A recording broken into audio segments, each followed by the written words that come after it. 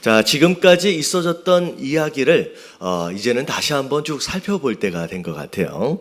자, 예수님께서 예루살렘에 입성하셨어요. 자, 입성하시고 난 뒤에 예수님께서 행하셨던 세 가지 중요한 일이 있는데, 첫 번째는 입성하시는 과정 안에서 백성들로부터 호산나 호산나 찬양을 받으신 그 일이 있었고요. 그리고 난 뒤에 성전에 들어가서 성전을 청소하시는 그런 과정의 일이 있었습니다.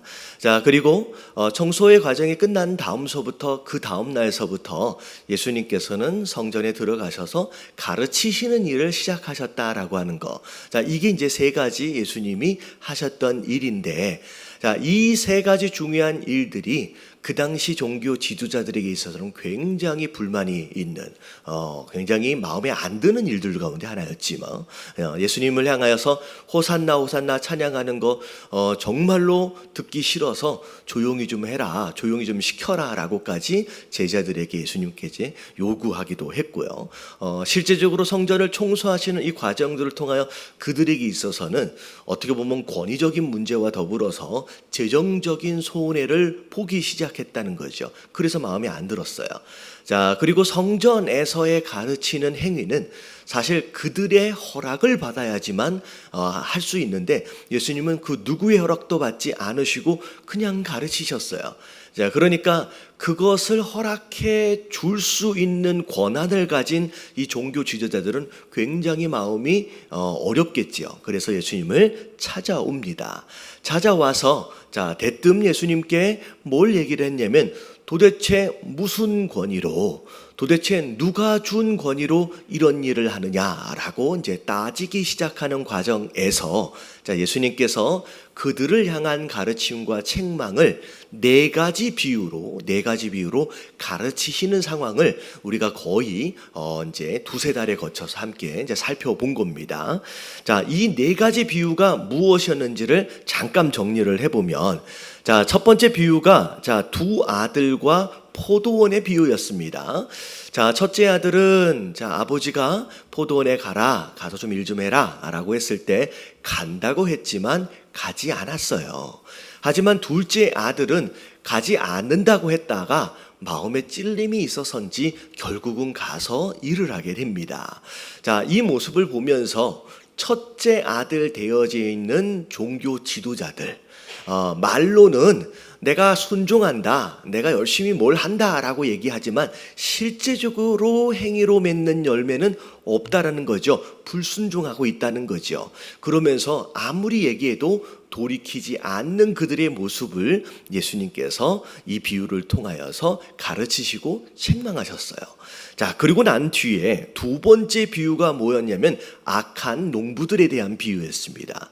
자, 이 포도원 주인이 농부들에게 포도원을 맡겼는데 나중에 추수 때가 되어져서 열매를 구하기 위해서 왔더니 종들도 때리고 죽이고 심지어 아들까지 보냈더니 상속자라고 오히려 아들을 포도원 밖에 내보내서 죽이는 일들까지 벌어진다는 거죠.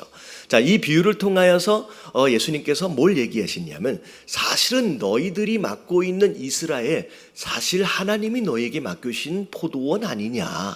근데 오히려 그 포도원의 열매를 요구하실 때 너희는 어떻게 행하고 있느냐? 심지어 종들을 때리고 죽이고 아들인 내가 왔음에도 불구하고 나중엔 나까지 죽이는 일들까지 벌어진다라고 예수님이 또 가르치시고 책망하시는 내용이 두 번째 내용이었어요. 자, 세 번째 이 비유가 무엇이었냐면 이제 건축자들의 버린 돌이었어요. 자, 건축자들로 지도자를 세우셨는데 하나님이 그 건축에 요긴한 돌로 예수님을 보내셨는데 그들이 그 돌을 버렸다는 거죠. 근데 나중에 보니까 하나님께서 그 버려진 돌을 뭘로 삼으셨어요? 머릿돌로 삼으시고, 심지어 나중에는 그 머릿돌 되어진 예수님께서 누구로 오시느냐면 심판주로 오신다라고 하는 것으로 경고하는 내용이 세 번째 비유였습니다. 자, 마지막 네 번째 비유가 우리가 지난번에까지 함께 살펴봤던 내용인데 혼인잔치예요. 자, 임금 대신 하나님이 큰 잔치를 벌여두시고 먼저 초청을 했던 자들을 부르셨는데 그들이 거절했어요. 이스라엘이 거절했다는 거죠. 그래서 결국은 나중에 무슨 일이 벌어지냐면 그들을 이제 제외한 이방인들에게 복음이 전해지게 되고 그들이 혼인잔치에 참여하는 일들이 벌어졌다는 거죠. 결국은 처음 초청을 받았지만 그것을 무시하고 오히려 보낸 이 종들을 때리고 죽이고 하는 그런 일들에 대하여 하나님께서 결국 심판하실 것이다 라고 경고하시는 내용이 이 혼인잔치에 대한 내용이었습니다. 자, 이렇게까지 지금 이 종교 지도자들에 대해서 예수님께서 나름대로 가르치시고 책망하셨는데, 자, 이 책망의 이 비유가 마무리되어지고 있는 상황 가운데 이 종교 지도자들이 어떤 반응을 보였느냐라고 하는 것이 오늘 말씀의 본문 말씀이에요. 자, 뭐라고 나와 있어요? 자, 15절 다시 한번 읽어볼게요. 시작. 이에 바리새인들이 가서 어떻게 하면 예수를 말의 올무에 걸게 할까 상의하고 뭘 잘못하고 있는지 예수님이 조목조목 이 네 가지 비유로 짚어주셨음에도 불구하고 그들이 지금까지 잘못해 오고 있던 그들의 행동과 생각들을 반성하여 돌이켜 회개하기는 고사하고 무슨 생각을 했다는 거예요?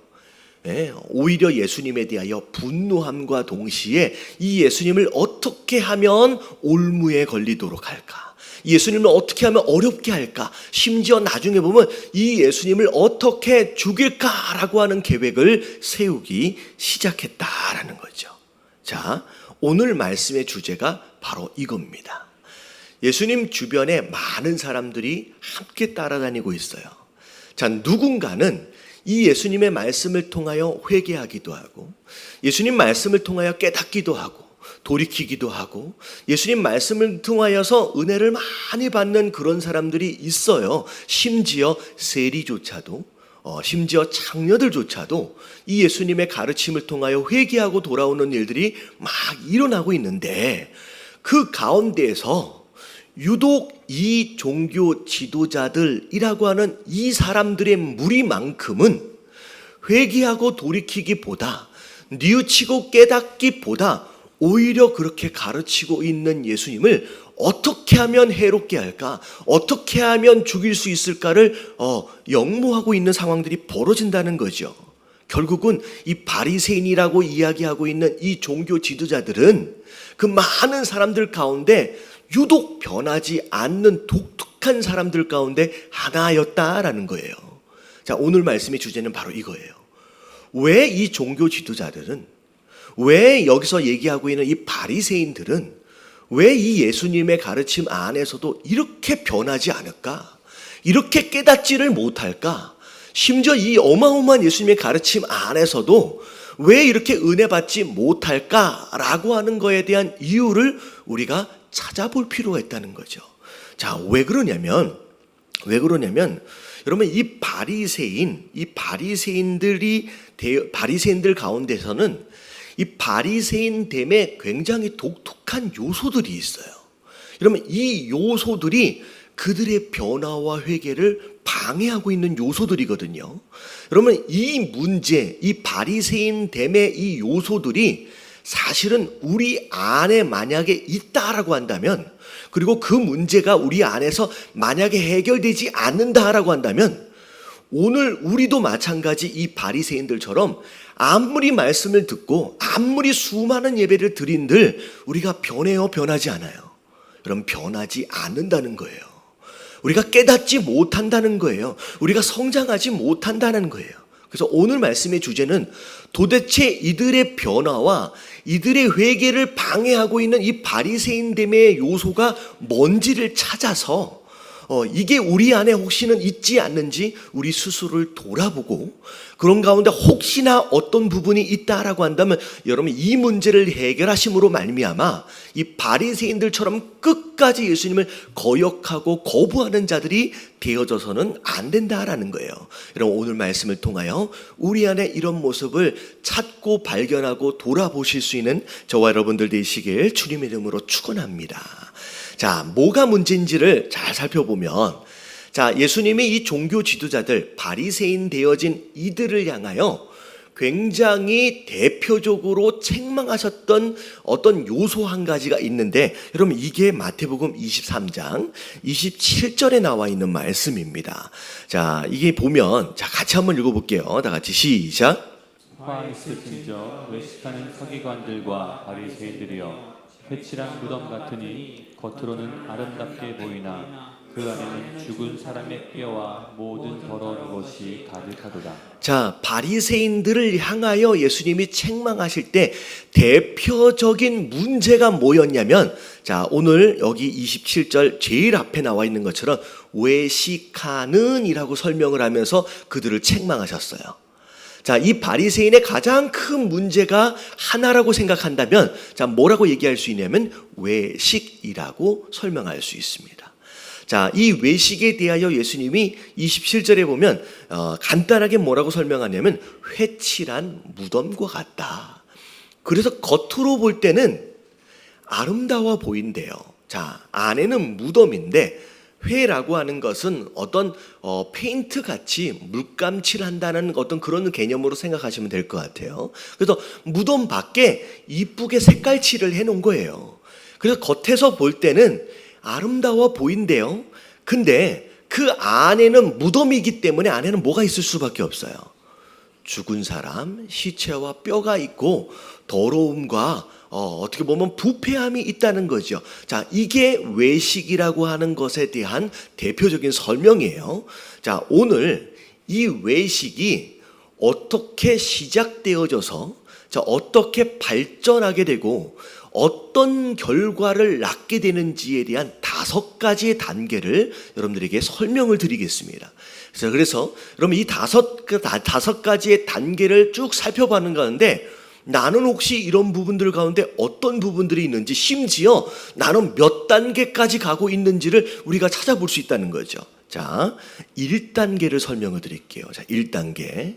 자, 다 같이 시작. 바리새인됨의 문제의 시작은 자기의이다. 자, 바리새인됨의 문제의 시작은 어디 있어요? 자기 의에 있습니다. 자, 여러분들 이 바리새인이라고 하는 뜻이 원래 무슨 뜻이냐면요, 분리된 자, 거룩한 자예요. 자, 이 내용을 설명을 하려면, 자, 어디서부터 설명을 해야 되냐면, 여러분 유대 교회는 이 3가지 종파들이 있었습니다. 3가지 종파. 자, 설명을 드리면, 자, 1번, 2번, 3번 쭉 한번 읽어볼게요. 1번 시작. 사두개파, 자, 2번. 에세네파, 자, 3번. 바리새파. 자, 이 3가지 종파가 있는데, 자, 나중에 이 앞에 있는 2가지 종파는 기회가 되면 설명을 드리고, 자, 오늘은 이 3번째 바리새파에 대해서만 설명을 좀 드릴게요. 그러면 이 바리새파는 여러분 극단적인 율법주의, 극단적인 형식주의와 민족주의를 기반으로 만들어진 종파가 이 바리새파예요.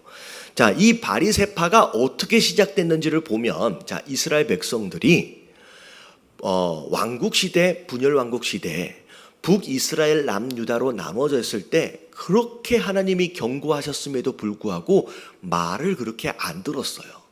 하나님께서 주신 율법을 지키지 않았어요. 그래서 하나님의 경고와 더불어 심판하심으로 인하여 결국은 아수르의 멸망을 당하고 바벨론의 멸망을 당합니다.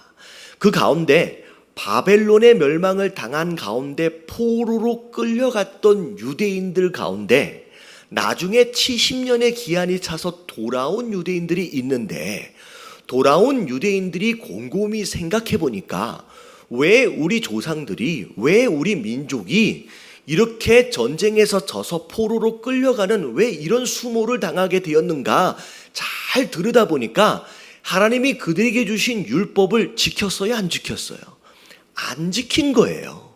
그래서 좀 영적으로 깨어있다라고 하는 이 유대인들 가운데 몇몇 사람들이 모여가지고, 자, 이제는 우리가 이런 일들이 반복되지 않도록을 위해서 이제는 율법을 어떻게 해보자, 철저하게 지켜보자 라고 각오를 하고서 종교개혁이 시작이 된 겁니다. 자, 그게 사실은 바리새파의 시작인 거예요. 그래서 율법을 지킨다라고 했을 때 안식일을 거룩하게 지켜라 라고 하니까 과연 안식일을 거룩하게 지킨다라고 한다면 어떻게 해야 할까? 이 안식일을 지킬 것을 철저하게 하기 위해서 굉장히 세부적인 항목들을 만들어 가면서 그것을 지키려고 애를 썼다라는 거예요. 자, 여기까지를 들으면 이들이 잘한 거예요, 잘못한 거예요? 아주 잘한 거예요. 너무 잘한 거예요. 근데 그들 안에서 율법을 철저하게 지켜야 하겠다라고 하는 그런 시도와 노력들 안에서 그들이 잘못 생각하고 있던 부분들이 하나가 있었어요. 여러분, 이게 굉장히 큰 문제를 만들어낸 거예요. 여러분, 이게 뭐냐면 그들이 가지고 있는 착각들 가운데 하나가 뭐냐면 율법의 목적과 율법의 역할이에요. 자, 율법을 하나님께서 왜 허락하셨는지를 잘 보면 로마서 3장 20절, 자, 같이 한번 읽어볼게요. 시작. 그러므로 율법의 행위로 그의 앞에 이롭다 하심을 얻을 육체가 없나니 율법으로는 죄를 깨닫느니라. 율법을 우리에게, 이스라엘 백성들에게 주신 이유와 목적이 뭐냐? 율법의 역할이 뭐냐? 자, 율법을 지킴으로 말미암아 의롭게 될 수 있어요, 없어요? 없어요. 다시 말하면 율법을 주신 것은 그걸 지켜서 의롭게 되어라가 아니라 그것을 지키는 과정을 통하여서 우리는 죄인이구나, 우리는 연약하구나, 스스로의 죄인됨을 뭐하도록 하기 위해서, 깨닫도록 하기 위해서 주신 거예요. 근데 그들이 여기서 착각하기 시작한 거예요. 율법의 역할과 목적을 착각하고 뭐라고 생각하냐면 우리가 이것을 철저하게 지키면 우리가 스스로 뭐해질 수 있다? 의롭게 될 수 있다라고 하는 착각에 빠지는 거예요. 그래서 나름대로의 무엇인가를 정해놓고 그것을 철저하게 지켜냄으로 인하여 내가 점점 뭐해지고 있다? 의로워지고 있다라고 하는 착각에 빠지고 있고, 심지어 그게 어느 정도 완성이 되어지면 나는 이걸 다 지켰으니까 나는 뭐한 사람이다? 나는 의로운 사람이다 라고 하는 착각에 빠지기 시작했다라는 거예요. 여러분, 여기에서 문제가 생기는, 이러면 이게 뭐가 된 거냐면 자기 의가 된 겁니다. 내가 노력해서, 내가 열심을 내서, 내가 헌신한 것으로 말미암아 내가 점점점 거룩해지고 내가 의롭게 되어질 수 있다라는 착각, 여러분, 이게 바리새인됨의 시작이라는 거예요. 여러분, 여기서 우리가 우리 스스로를 돌아봐야 돼요. 우리가 열심히 예배를 드리고 있어요. 우리가 또 오늘 또 수고하고 봉사하는 자들이 있습니다. 여러 가지로 헌신하고 수고하고 예배하고 기도하고 헌금하고 있는 이 모든 이것을 더하면 더할수록 이것을 통하여 내가 더 거룩해지고 있고 내가 더 의로워지고 있다라고 하는 착각에 만약에 빠져 있다라고 한다면 여러분, 바리새인됨의 시작의 단계에 들어가 있는 것이나 다름이 없다는 거예요. 여러분, 여러분, 그렇게 의로워지는 게 아니라, 우리는 그렇게 거룩해지는 게 아니에요. 여러분, 우리는 무엇으로 말미암아 의롭다 하심을 입어요? 여러분, 오직 믿음으로 말미암아요. 우리의 행위가 아니라는 거예요. 그래서 우리가 의로워진다라고 하는 것은 결국 믿음으로 말미암아 전적인 주권적인 하나님의 은혜로 말미암아 이루어진다라고 하는 거에 대해서 여러분, 절대로 착각하지 마시게 되길 주님의 이름으로 축원합니다. 여러분, 이게 바리새인됨의 시작이에요. 내가 주일날이니까 나는 한 번도 빠진 적이 없어. 나는 여태껏 얼마나 봉사를 열심히 하는데, 내가 얼마나 헌신을 하는데, 이 정도면 누군가보다는 더 깨끗한 거 아니야? 내가 누군가보다는 더 의로운 거 아니야? 여러분, 이런 착각에 빠져가고 있다라고 한다면 이미 바리새인됨의 몇 단계에 있는 거예요? 여러분, 1단계에 이미 와 있는 거예요. 여러분, 절대 이 단계 안에 들어오시면 안 돼요. 여러분, 깨달아지시길 주님의 이름으로 축원합니다. 자, 이게 1단계예요. 근데 내가 그런 목적으로 내가 예배하고 나는 그런 모습으로 그런 목적으로 헌신하는 게 아니에요. 사실은 내가 어떤 의도와 목적을 가지고 내가 헌신하고 예배하고 있는지는 솔직히 눈으로 드러나는 것이 아니라, 눈에 보이게끔 드러난 것이 아니기 때문에 나도 잘 모를 수가 있어요.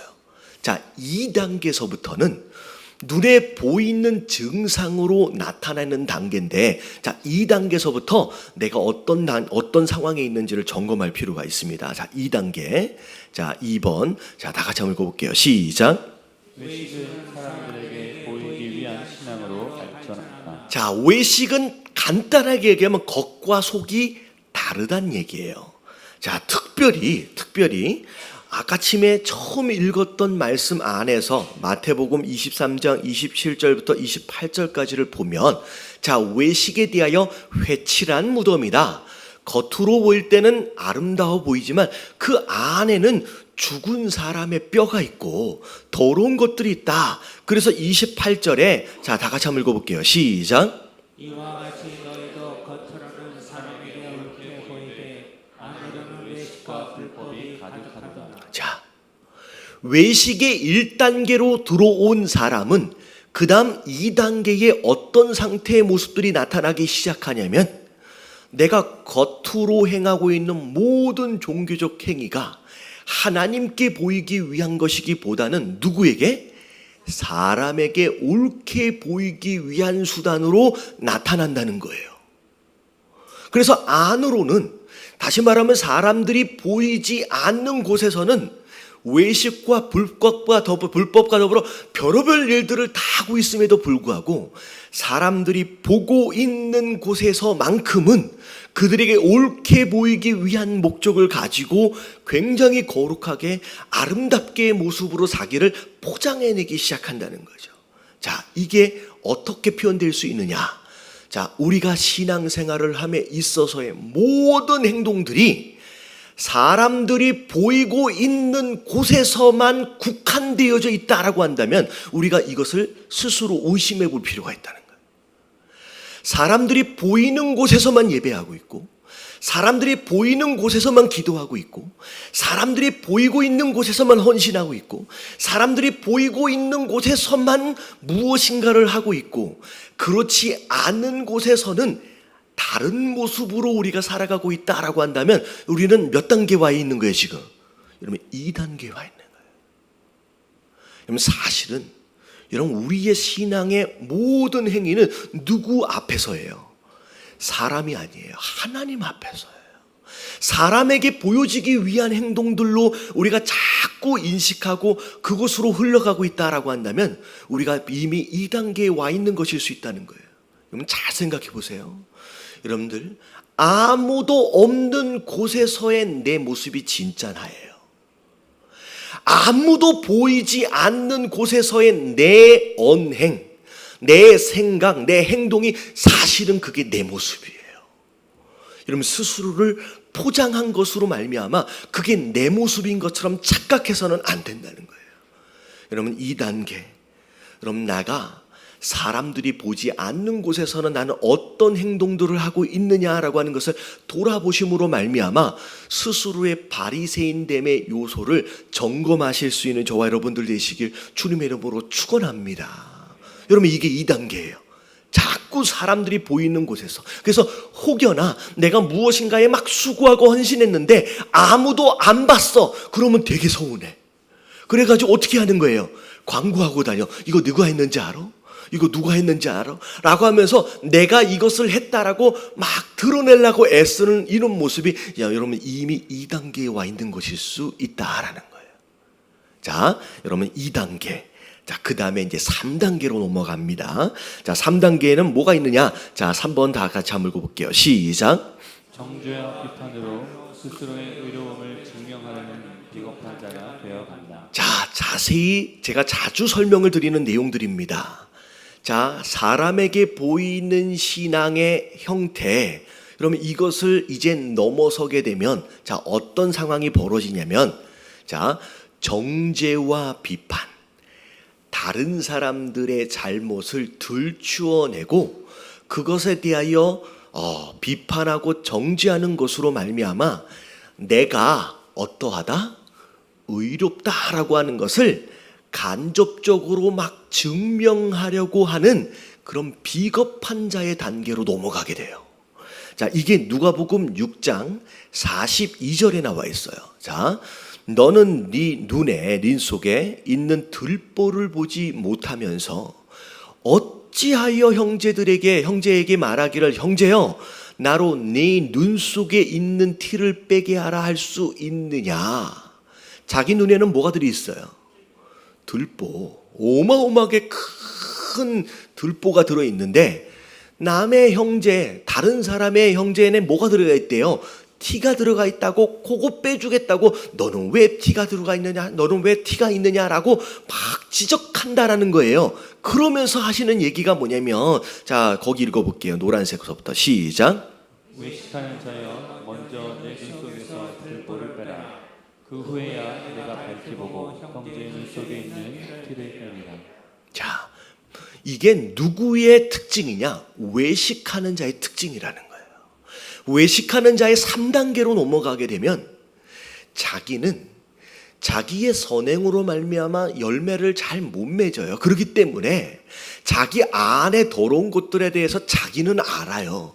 그렇기 때문에 자기의 의로움을 직접 드러내기는 못하니까 간접적으로 이것을 드러내기 위해서의 방법으로 뭘 찾느냐면 누군가 나보다 좀 못한 사람을 향하여서 뭐 하기 시작해요? 비판하고 정죄하기 시작해요. 그 사람을 막 적나라하게 막 욕을 하는 거예요. 그래서 나는 저 사람보다 낫다라고 간접적으로 다른 사람들에게 막 증거하려고 애를 쓰는 비겁한 자가 되는 거예요. 그리고 그렇게 하는 것으로 말미암아 그래 나는 이 사람보다 낫지라고 자족하는 상태에 빠져버린다는 거죠. 그러면 이게 이 3단계에 가서의 문제라는 거예요. 여러분 주변에 아니면 내가 자꾸 누군가에 대해서 비판하고 정죄하는데 자꾸 앞장서 있다라고 한다면 여러분 이미 나는 몇 단계에 와 있는 거예요? 여러분 3단계에 와 있는 것일 수 있다는 거예요. 여러분 이게 사실은 자기의 노력과 자기의 열심으로 의롭게 되어질 수가 없다 그랬잖아요. 여러분 자기 의로 의롭게 되어지는 게 아니기 때문에 전적으로 하나님의 은혜로 말미암아 내가 의롭다 하심을 입기 때문에 진짜 그것으로 의롭게 되어짐을 입은 자는 여러분 자기의 부족함을 스스로 알아요. 그래서 어찌 보면 나를 구원하신 것에 대해서 감사할 수밖에 없고요. 그리고 나를 의롭게 하신 것에 대하여 어떻게 보면 정말로 감사할 수밖에 없어요. 그래서 여러분 자기 의가 아닌 믿음으로 의롭다 하심을 입은 자의 특징은 뭐냐면 절대 다른 사람을 비판하고 정죄할 수가 없어요. 왜냐하면 자기가 자기 의로 의롭게 된 게 아니기 때문에 절대 누군가를 비판하고 정죄할 수가 없어요. 왜냐하면 자기가 자기를 잘 알거든요. 할렐루야.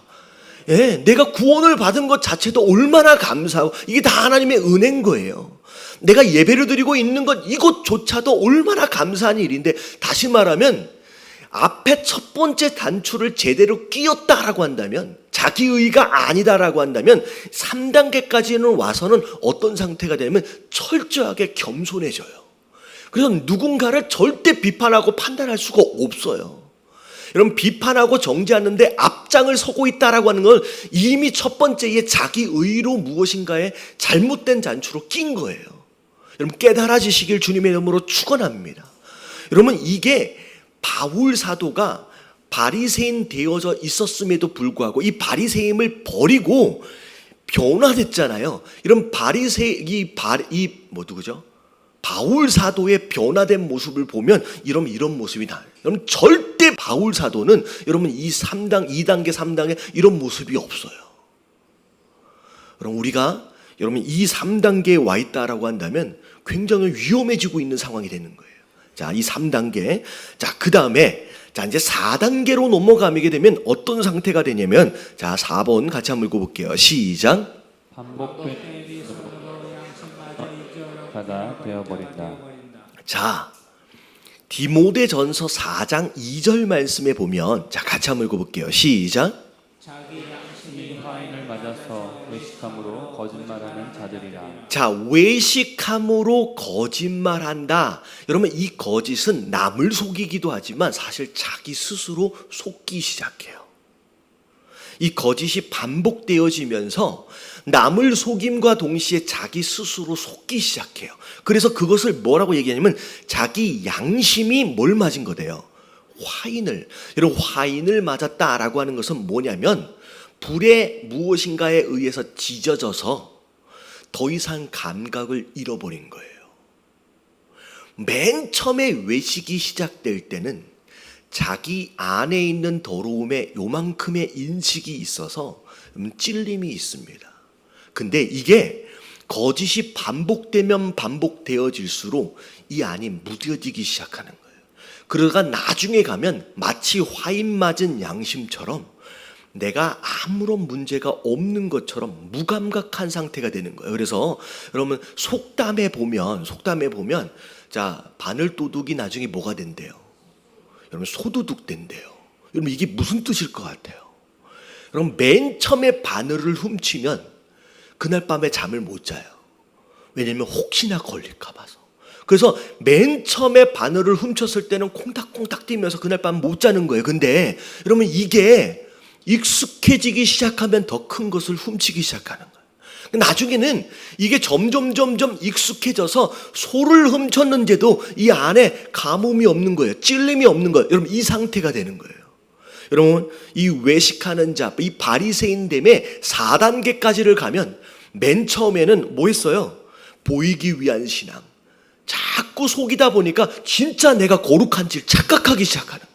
그러면서 남들을 막 비판하고 다니고 정죄하고 다니다 보니까 진짜 내가 대단한 사람처럼 스스로 속기 시작하는 거예요. 그러고 나서 나중에 4단계에 보면 이제는 내가 스스로 죄를 짓고 이쪽에서는 죄를 짓고 이쪽에서는 가면을 쓰고 있음에도 불구하고 이제는 내가 잘못하고 있는지를 아주 느끼지 못하는 상태가 돼버리는 거예요.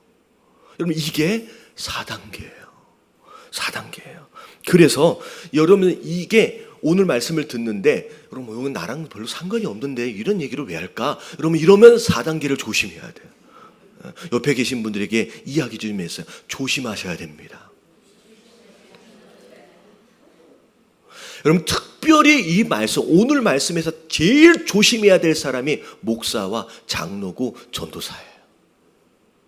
왜냐하면 이미 이 위치에 이 바리새인이 종교의 지도자들로서 여러분 이 위치에 와 있는 거예요. 목사 되어진 자로, 주의 종 되어진 자로, 장로 되어진 자로, 안수집사 되어진 자로 이미 여기까지 올라와서 여러분 어찌 보면 이미 4단계에 와서 내가 되게 거룩한 것처럼 착각에 빠져 있으면서 여러분 이런 형태의 모습으로 가버릴 수 있다는 거예요. 여러분 이 안에 여러분 스스로 돌이킬 수 있는 저와 여러분들 되시길 주님의 이름으로 축원합니다. 여러분 이 4단계예요. 여러분 마지막 5단계는 무슨 일이 벌어지는지를 볼게요. 마지막 5단계. 자, 다 같이 시작. 결국 자기뿐 아니라 다른 사람의 신앙도 경쟁할 수 있다. 자, 마태복음 23장 13절에 보면 자 뭐라고 나와 있느냐 같이 한번 읽어봅니다. 시작. 화 있을진저 외식하는 서기관들과 바리새인들이여, 너희는 천국문을 사람들 앞에서 닫고 너희도 들어가지 않고 들어가려 하는 자도 들어가지 못하게 하는도다. 그럼 바리새인 되어짐을 끝까지 끌어안고 돌이키지 않으면 나중에 어떻게 되면 자기도 천국을 못 가요. 내가 어떤 직분을 가지고 있느냐가 중요하지 않아요. 여러분 누군가 그런 얘기를 하더라고요. 여러분 천국까지 못하는, 천국에 못 가는 목사들이 엄청 많을 거라고. 네. 자기도 못 가요. 근데 심지어 이미 그런 자들이 교회 안에서 지도자의 위치에 서 있기 때문에 어떤 영향력을 미치냐면 자기도 천국을 안 갈 뿐만이 아니라 못 갈 뿐만 아니라 그 문을 닫아놓고 남도 못 가게 하는 일들이 벌어진다는 거예요. 여러분 이런 일은 절대 일어나서는 안 되는 줄로 믿습니다. 예, 마치 물귀신처럼 나도 못 가니까 너도 못 가야지라고 하는 상황들이 벌어진다라고 하는 거예요. 여러분 오늘 말씀에 등장하고 있는 이 바리새인들, 예수님을 따라다니는 수많은 사람들이, 심지어 세리조들조차도 그 당시에 가장 죄가 많다라고 여겨졌던 장녀들조차도 예수님 말씀을 통하여, 가르침을 통하여 막 은혜를 받고 막 깨어지고 회개하고 돌이키고 막 그런 일들이 막 일어나고 있어요. 근데 유독 이 바리새인들만큼은 아무런 감흥이 없고요, 아무런 깨달음이 없고요, 아무런 돌이킴도 없고 회개하지도 않고 그저 오히려 그 이야기를 하고 있는 이 예수님을 어떻게 하면 죽일까를 공모하고 있는 상황들이 벌어진다는 거예요. 여러분 되게 중요해요. 여러분 예배 자리에 와 있음에도 불구하고 만약에 우리 안에 버려지지 않는 이 바리새인됨의 모습이 우리 안에 있다라고 한다면 여러분 여기에서 1000날을 있어도 변하지 않아요. 여러분 여기에서 수만 날을 있어도 여러분 변하지 않아요. 이 안에 있는 바리새인됨의 문제 이 5단계가 해결되지 않으면 여러분 오늘 이 말씀을 통하여 첫 번째 단추서부터를 잘 꿰셔야 돼요. 여러분 절대 우리의 이 예배의 행위가 여러분 우리의 의로움이 되어져서는 안 되는 줄로 믿습니다. 여러분 정말로 은혜로 우리가 여기 와 있는 거예요. 할렐루야. 우리가 무엇인가를 헌신하고 수고하고 특별히 일부 예배는 봉사하시는 분들이 있는데 여러분 내가 이거 봉사하고 헌신하고 있는 것이 이것으로 내가 더 괜찮은 사람이 되어진다라고 착각하지 마세요. 여러분 이미 내게 허락하신 사랑과 은혜 때문에 감사하여서 내가 이렇게 봉사하지 않고는 견딜 수가 없는 그 마음으로 할 줄 알아야 돼요. 아멘. 여러분 그걸 우리 마음 가운데 잃어버리기 시작하면 내가 교회 안에서 조금 헌신하고 수고할수록 여러분 이게 의로움이 되어지고 자꾸 다른 사람들에게 보여지기 위한 혹시나 내가 이렇게 고생하고 있는 걸 누가 못 보나? 그러면서 안 하고 있는 사람들을 막 지적하고 그런 가운데 내가 잘못하고 있는데도 불구하고 아무리 얘기해도 나는 깨닫지 못하고 심지어 천국 문 닫아놓고서 남들도 못 가게 하는 그런 바리새인됨의 모습이 우리 안에 누구도 나타날 수 있다라고 하는 거예요. 그럼 오늘 이 말씀을 통하여 변하지 않는 바리새인들 여러분 과연 내 성장과 회개와 변화를 방해하고 있는 이 바리새인된 모습이 내 안에는 없는지 스스로를 돌이켜볼 수 있는 저와 여러분들 되시길 주님의 이름으로 축원합니다.